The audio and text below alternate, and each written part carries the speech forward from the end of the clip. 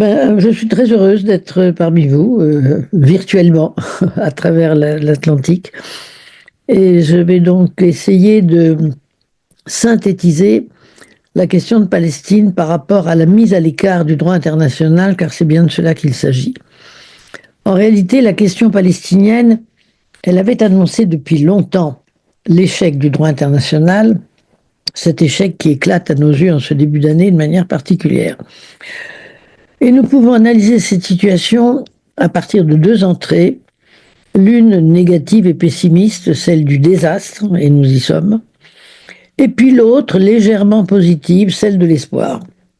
Mais avant d'entrer dans le débat, je tiens tout d'abord à faire certaines remarques, toujours indispensables lorsqu'on aborde ce sujet. Le peuple palestinien est aujourd'hui un peuple martyr.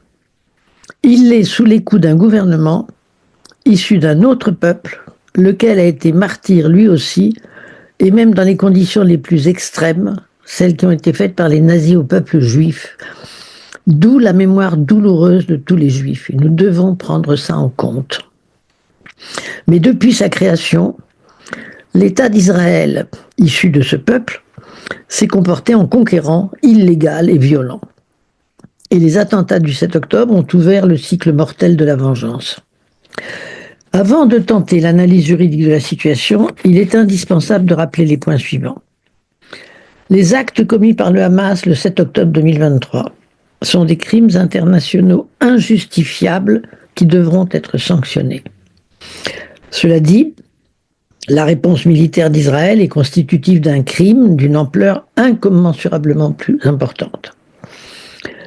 L'argument employé ad nauseam par les responsables israéliens, selon lequel toutes les critiques qui leur sont adressées relèvent de l'antisémitisme, doit être réfuté.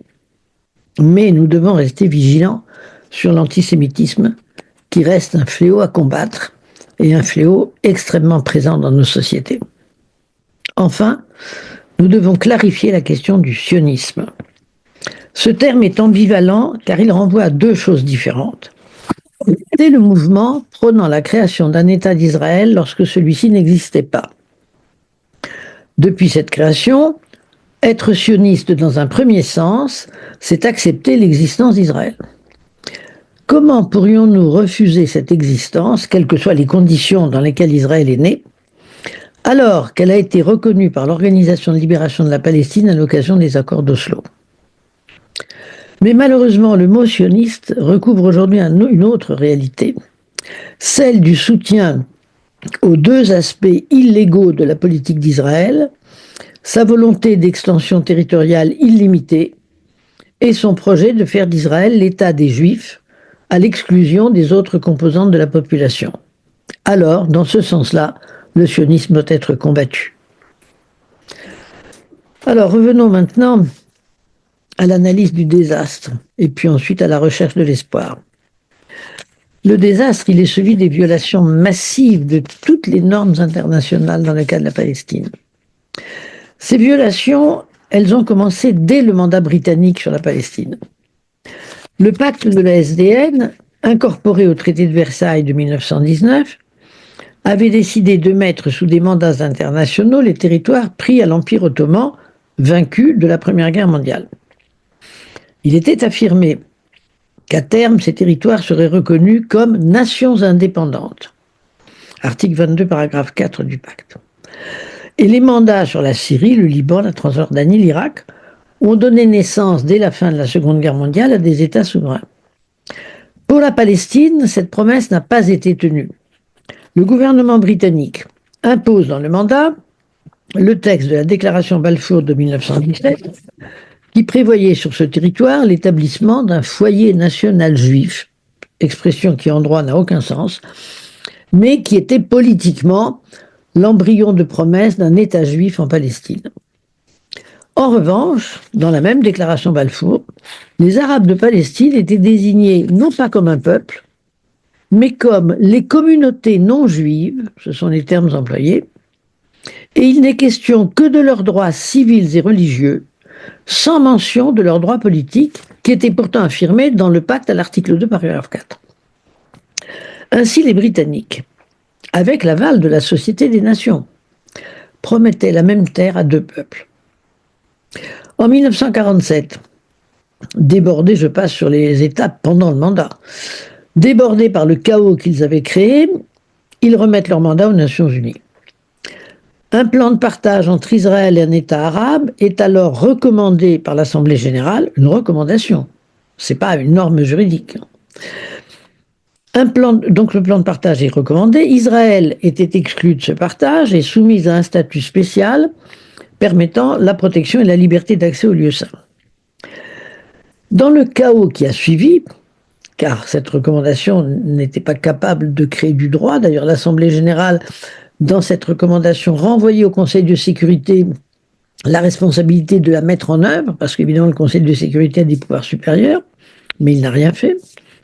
Donc dans le chaos qui a suivi, les deux peuples se sont proclamés comme États, des étapes différentes, Israël dès 1949, la Palestine en 1988. À partir de cette confusion sur les bases du problème, toutes les normes internationales ont été violées par Israël depuis sa création. L'interdiction du recours à la force, qui est la norme centrale, a été violée de multiples fois. Ça a d'abord été le cas pendant la guerre de 48-49. 800 à 900 000 Palestiniens furent chassés de leurs terres et Israël s'est emparé illégalement d'un tiers du territoire que l'Assemblée générale avait destiné à un État arabe de Palestine. Le 5 juin 1967, lors de la guerre dite des 6 jours, la bande de Gaza et la péninsule du Sinaï sont prises à l'Égypte, le plateau du Golan à la Syrie, la Cisjordanie et Jérusalem-Est à la Jordanie. Le Conseil de sécurité condamne théoriquement l'acquisition de territoires par la guerre et demande le retrait par Israël des territoires alors occupés, mais la résolution ne comporte aucune sanction. Par la suite, et à condition que les États-Unis s'abstiennent en renonçant à leur veto, ce qui n'a pas toujours été le cas, loin de là, le Conseil a parfois condamné les illégalités commises par Israël, colonisation ou massacre, mais Israël a toujours ignoré ces condamnations et jamais le Conseil n'est passé à la phase des sanctions. Dans la guerre menée par Israël à Gaza, d'abord celle de décembre 2008 à janvier 2009, puis celle de 2012, puis celle de juillet à août 2014 particulièrement meurtrière, et depuis octobre 2023, dans cette guerre dénommée déluge d'Al-Aqsa, qui a pour objectif la destruction totale de ce territoire et l'expulsion de tous ses habitants, le Conseil de sécurité a appelé à un cessez-le-feu quand les États-Unis se sont abstenus, mais toujours sans aucune conséquence quant à son non-respect. Alors, nous pourrions poursuivre la liste interminable des violations par Israël du droit international. La Cour internationale de justice, interrogée sous la forme d'un avis consultatif, en a fait le bilan complet en 2024. Israël a créé une situation d'apartheid, avec violation des principaux droits affirmés par la Déclaration universelle, ainsi que tous ceux qui résultent de ce qu'on appelle le droit humanitaire en cas de conflit armé. Celui-ci exige la protection des femmes, la protection des enfants, la protection des personnes âgées, la protection absolue des hôpitaux, des convois de vivres, sans compter avec l'interdiction de la colonisation. Rien qu'en énonçant cette liste, nous avons à l'esprit les violations en cours qui ne sont pas terminées, qui se poursuivent à Gaza. Enfin, la présence d'Israël dans le territoire palestinien a été déclarée par la Cour en elle-même illicite. Et la Cour a dit qu'il doit y être mis fin dans les plus brefs délais. Les colons doivent être évacués de ce territoire. Israël doit réparer tous les préjudices causés par sa présence illégale. Que s'est-il passé depuis ces avis de la Cour et la résolution que l'Assemblée générale a prise à la suite en septembre 2024? Rien. Quant au plan de paix du président Trump pour Gaza, il a été approuvé le 17 novembre dernier par la résolution 2803 du Conseil de sécurité. Il renvoie à un futur incertain tous les droits du peuple palestinien. Un chemin crédible vers son autodétermination, ce sont les mots employés, s'ouvrira peut-être, dit la résolution, peut-être, lorsque l'autorité palestinienne aura scrupuleusement exécuté son programme de réforme. Ce texte ignore les Palestiniens. Il a été approuvé par le Conseil de sécurité, y compris par la France, par l'Algérie. Mais réfléchissons, si nous avions été membres du Conseil de sécurité, refuser ce plan, c'était condamner la population de Gaza à la reprise de l'enfer des bombardements israéliens. Ils n'ont d'ailleurs pas cessé, mais ils sont seulement un peu moins intenses qu'avant le plan. Enfin, la politique menée à Gaza témoigne d'une volonté génocidaire par Israël. L'affaire a été portée par l'Afrique du Sud devant la Cour internationale de justice sur la base de la Convention sur la prévention et la répression du crime de génocide. Cette affaire ne sera jugée que dans plusieurs mois. La Cour a la lenteur de la justice. Mais elle a déjà reconnu le risque de génocide et elle a pris 3 ordonnances en 2024 pour obliger Israël à prévenir et empêcher les actes constitutifs de génocide, à fournir l'aide humanitaire dont la population de Gaza a besoin et pour stopper l'offensive militaire. Ces ordonnances sont obligatoires, c'est le droit international. Israël les ignore et par sa politique d'une cruauté sans limite s'enfonce dans le génocide qui est le crime des crimes. La Cour internationale se prononcera dans quelques mois, mais je dois vous rappeler ici qu'elle n'est qu'une juridiction civile. Elle ne juge que les États et elle ne peut que dire s'ils ont ou non violé les règles internationales. Alors comment, à partir de ce bilan, essayer d'ouvrir des fenêtres d'espoir? On ne peut y accéder qu'après une analyse des raisons du désastre en cours. Le désastre en cours, il provient des ambivalences du droit international. Et je pense qu'il est important, dans la période que nous vivons, en ce début janvier 2026, de réfléchir à ces ambivalences. Depuis la création des Nations Unies, un corpus très complet de droit international a été affirmé. Il est remarquable. Le nombre de grands traités sur tous les sujets est considérable. Mais ce droit a été formulé sous des formes juridiques faibles et sans mécanisme d'application, de telle sorte que les États ont gardé les possibilités de se dégager de ce droit. Alors l'explication, elle est à rechercher dans la contradiction entre le droit international et la souveraineté des États. Qu'est-ce que c'est que la souveraineté? C'est l'équivalent de l'impérium de la période romaine. C'est un pouvoir qui se définissait comme originaire, c'est-à-dire qu'il a sa source en lui-même. Il est un pouvoir au-dessus duquel il n'y a rien. Et ce pouvoir détient le monopole de ce qu'on appelle les fonctions régaliennes, parmi lesquelles il y avait à l'époque le droit de disposer d'une armée, de faire la guerre, y compris la guerre de conquête. Sous le règne de la souveraineté, telle qu'elle avait été définie à travers les siècles, la société internationale était un champ de bataille. L'ambivalence de la charte est d'avoir prétendu développer le droit international pour sauvegarder la paix, avec en son centre l'interdiction du recours à la force, tout en maintenant et en confortant la souveraineté.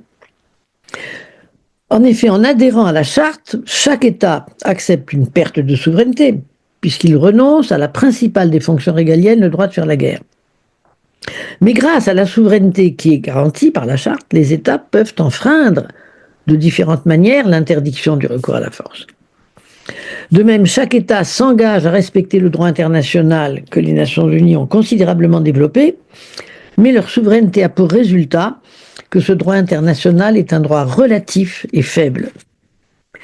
Il est relatif, car, alors c'est très important de bien comprendre ça pour les non-juristes, ce droit se développe principalement par accord entre les États, ce sont les traités. Or, les traités sont de nature contractuelle.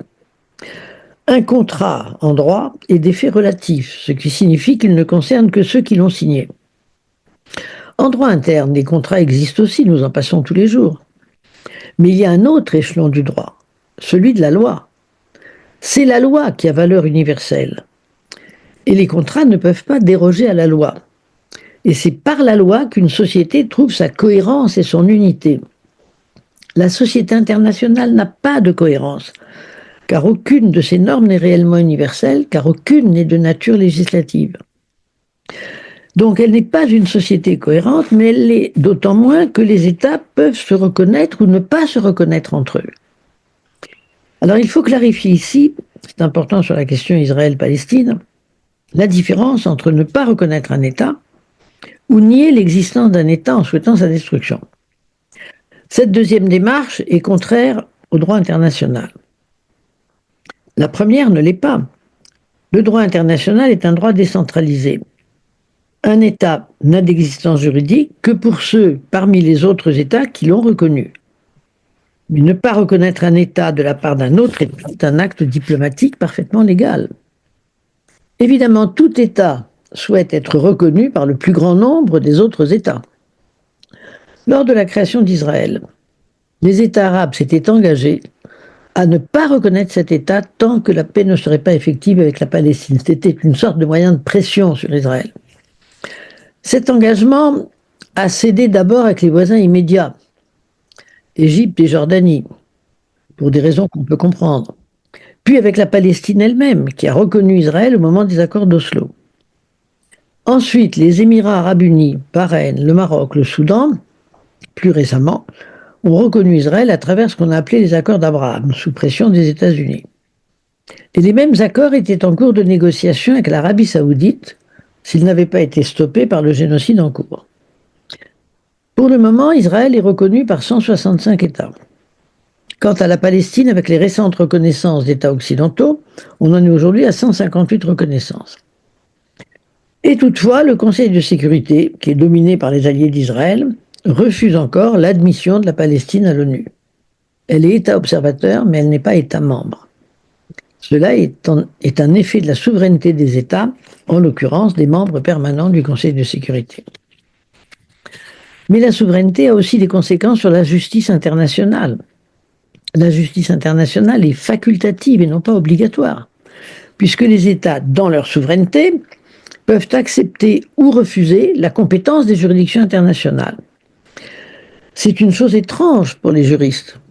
Un État ne peut en traduire un autre devant la Cour internationale de justice que si ce dernier a accepté d'y aller. L'affaire de Palestine est absolument exemplaire des carences engendrées par cette situation. Sur les politiques générales d'Israël, il n'a pas été possible d'ouvrir de procédures contentieuses. D'où le recours à des avis consultatifs, c'est un biais que l'on prend. La Palestine, ne pouvant pas attaquer Israël devant la Cour, demande à l'Assemblée générale d'interroger la Cour sous la forme d'un avis consultatif. Mais par définition, les avis consultatifs n'ont pas de force obligatoire. Et donc les très bons avis que la Cour a rendus en 2024 et en 2025, notamment sur la Palestine, sont sans force contraignante. Et si exceptionnellement l'Afrique du Sud a pu ouvrir un contentieux contre Israël, parce que là c'est un contentieux à propos du génocide, c'est parce qu'il y avait une clause spéciale dans la Convention de 1948 sur la prévention et la répression du crime de génocide. Cette Convention, 1948, elle a été prise pour le crime qui avait été commis contre les Juifs ne se reproduise pas. Évidemment, Israël l'a signé. Et à l'époque, le droit international était beaucoup plus tonique qu'il ne l'est aujourd'hui. On avait mis dans cette convention une clause de juridiction obligatoire de la Cour. C'est-à-dire que tout différent sur la convention il serait possible de le porter devant la Cour. Donc, c'est par là que l'Afrique du Sud a pu traduire Israël devant la Cour. Mais le poids des souverainetés s'exerce encore lorsqu'un État adhère à une convention par la possibilité qui lui est ouverte d'assortir son engagement de certaines réserves. C'est ainsi que les États-Unis ne peuvent pas être traduits devant la Cour pour complicité de génocide, car lorsqu'ils ont adhéré à la Convention sur la prévention et la répression du crime de génocide, ils ont précisé qu'ils refusaient l'article 9 qui donne compétence à la Cour. Alors, quant aux auteurs, tout ça c'est pour les procès entre États.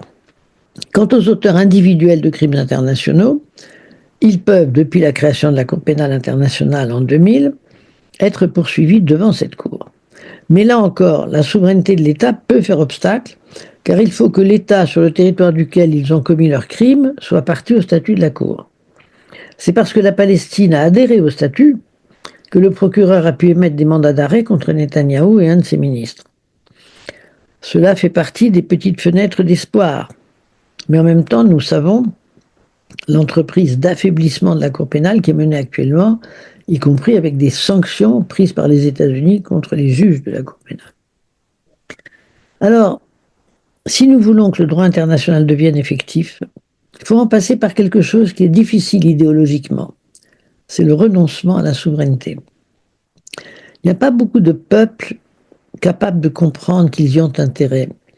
Parce que la légende persiste selon laquelle la souveraineté serait au bénéfice du peuple comme garantie de sa liberté. C'est faux. C'est le droit qui est au bénéfice du peuple, permettant de sanctionner les dirigeants qui confisquent toujours la souveraineté à leur profit. Mais le droit international, pour être effectif, doit être au-dessus de la souveraineté. Enfin, le principe même de l'égale souveraineté entre les États est mensonger, dans la mesure où les membres permanents du Conseil de sécurité ne sont jamais soumis à réélection et disposent du droit de veto. C'est un principe de domination qui fait des Nations Unies une organisation antidémocratique. Malheureusement, les critiques, car il y en a contre cette catégorie, ne parlent pas d'abolir la catégorie, mais seulement de l'élargir à quelques bénéficiaires de plus. Autrement dit, on ne veut pas supprimer le principe de domination qui a été établi au profit de 5 États, on veut simplement élargir le clan des dominateurs. Toutes ces faiblesses du droit international ont permis l'impunité d'Israël à partir d'arguments éminemment discutables qui ont été développés par les classes dirigeantes de la plupart des pays du monde. Alors, ces arguments, qui sont des arguments politiques, sont les suivants. Il y a, bien sûr, la culpabilité persistante, en Europe notamment, suite au massacre des Juifs pendant la Seconde Guerre mondiale. Il y a la trace, encore perceptible dans les États occidentaux, d'un mépris colonial pour les peuples non européens. Il y a la solidarité des églises évangélistes avec Israël sur la base d'un écrit biblique que je ne suis pas en mesure de commenter. Il y a l'indifférence des États du Sud global à l'égard d'une situation dont ils ne se sentent pas responsables. Mais toutes ces raisons sont d'ordre idéologique. C'est là que réside l'espoir. Les idées se combattent par les idées. Il nous revient de mener ce combat. Et c'est le rôle de la société civile qui ouvre la fenêtre d'espoir. Les opinions publiques dans certains pays, je pense à l'Espagne ou à l'Irlande, ont conforté leur gouvernement dans des politiques courageuses. Et il nous revient d'amplifier les campagnes pour l'application du droit international à la Palestine par nos pays. Et nous avons pour cela la base incontestable que nous donnent les avis rendus par la Cour internationale de justice sur cette question. Mais, et je conclurai par là, le combat pour la Palestine doit être mené à deux niveaux différents. Il faut exiger au profit de la Palestine l'application des règles qui ont été formulées et qui restent inappliquées. Mais il faut aussi se situer à un autre niveau d'action, celui de la critique des faiblesses d'application du droit international. Or, ces faiblesses ne sont pas modifiables de l'intérieur du système des Nations Unies. Le système est verrouillé, puisque par les articles 108 et 109 de la Charte, aucune réforme ne peut se faire sans le vote unanime des 5 membres permanents. Il n'y aura donc pas de réforme. Alors il faut cultiver l'espoir à partir de notre capacité à réfléchir avec des forces du monde entier, pas seulement entre occidentaux, mais notamment avec les forces de ce Sud global qui n'avaient pas participé à la création des Nations Unies et qu'il faut réimpliquer dans la construction d'un autre avenir pour la communauté mondiale.